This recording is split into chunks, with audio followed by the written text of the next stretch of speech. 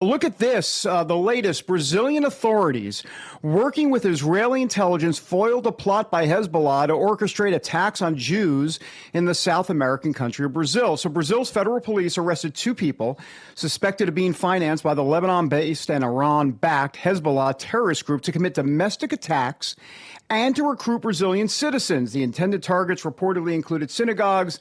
And of course, that means the cancer is just spreading everywhere. And by the way, when I mean cancer, I'm talking specifically about the evil Hamas and Hezbollah terrorists. All right, joining me now is my good friend Erick Stakelbeck, host of The Watchman on TV. I can't even say it. And of course, WatchmanTV.com. That's where you go. Go to YouTube as well. Check them out. Erick, great to see you. Your reaction to what's going on in Brazil, because that's just kind of a tip of the iceberg situation. I mean, they're plotting everywhere, including here in America.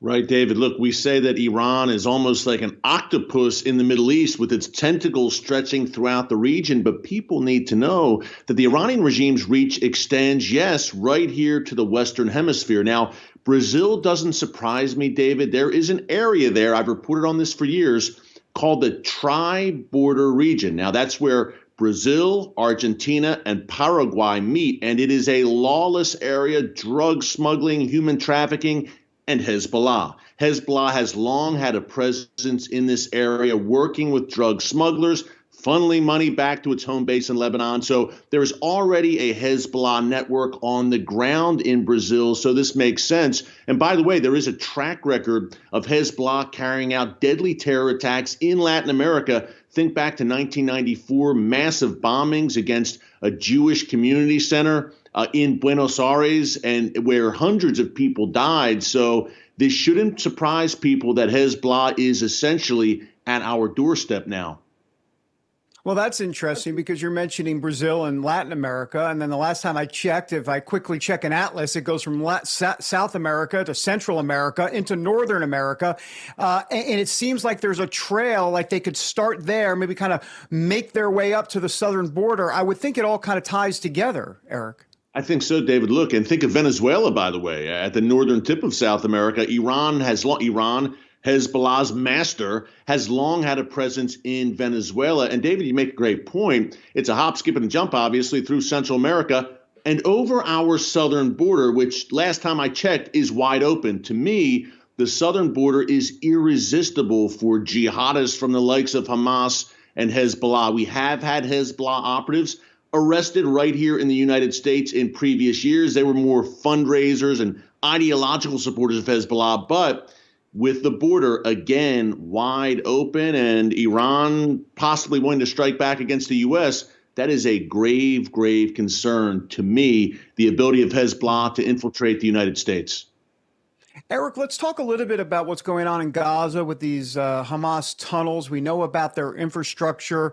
My understanding is the IDF has destroyed at least 300 of these tunnel shafts, if you will, recently. But there's a lot more to go. I mean, we're talking miles and miles, hundreds of miles, maybe over 1,000 miles of tunnels. Talk to me a little bit about that situation, because this ain't just like a like a dirt tunnel underground that your kids decided to dig when they were 7 years old.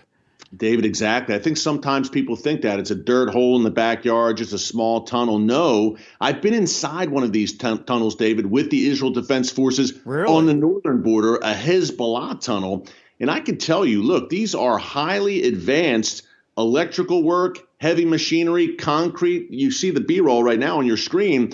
These are major, major throughways for these terror groups where they smuggle everything from weapons to humans to even vehicles. That's how big some of these tunnels are, just so people get an idea. This is, under Gaza City, David, in particular, a subterranean city. One of the Israeli hostages who was released last week, who was held in the tunnels, compared it to a network of spider webs, as you said, David, stretching hundreds and hundreds of miles, at least 1,500 of these tunnels. The objective now for the Israel Defense Forces is to destroy the source of these tunnels.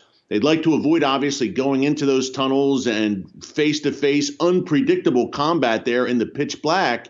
So the sources of the tunnels, where Hamas terrorists literally pop out of with RPGs to fire at Israeli soldiers, That's what Israel is focusing on right now. And they say they have so far destroyed hundreds of these tunnels with many more to go. And the big catch here, David, remember, some 240 Israeli hostages still in the clutches of Hamas, very likely held in these underground tunnels. Yeah, fascinating. Got about a minute and a half or so left. I'm curious about the ceasefire discussions and talks. Look, I want to be very clear. Ceasefire, give me a break. Go. Keep going. No ceasefire. That's the way I view it. I'm curious to get your take on that. But Netanyahu is obviously under a lot of pressure. His numbers are abysmal right now, inside Israel. And then, of course, all of the world, the pressure around the world. So what's your kind of read of how he and Israel maneuver around this? Because this is a bit tough sledding, but there needs to be moral clarity here as well.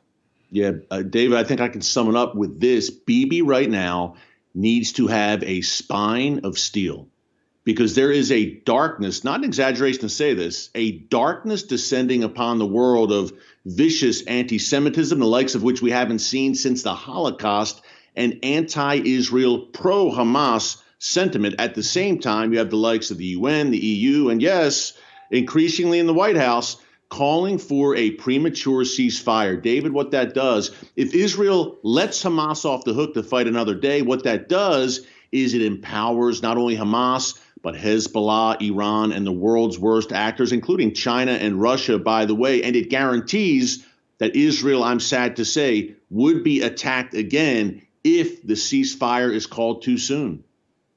Yeah, Erick Stakelbeck, I might be a little biased. You're the best in the business. Real quick, where can people go and get your daily reports? Because you're on it all day long. Where can people go? Yeah, David, you can see me every night on TBN and WatchmanTV.com. That's MAN, WatchmanTV.com for daily updates on our YouTube channel. There it is. You're looking spiffy as always. Thank you, sir.